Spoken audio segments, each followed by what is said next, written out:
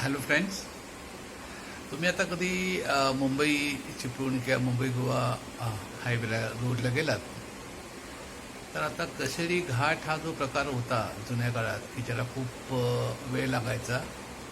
अंदाजे 40 मिनटं वगैरे लागायची वर जायला उतरायला आणि खूप ट्विस्ट अँड टर्न त्यामध्ये होते, पण ते आता सगळे बाद झालेले आहेत आणि 2 किलोमीटरची टनेल आता बनलेली आहे. त्यामुळे तुमचा जो कशेरी घाटचा जो प्रवास आहे तो एक 10 मिनिटात संपतो. त्याचा मी एक छोटा व्हिडिओ तुम्हाला जोडलेला आहे, तो तुम्हाला आवडेल हे निश्चित.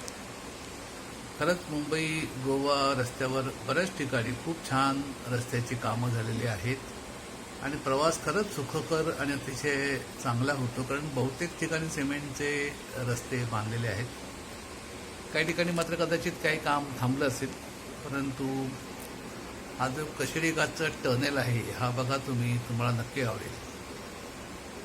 नक्की तिकडे जा आणि नक्की त्याने प्रवास करा. धन्यवाद.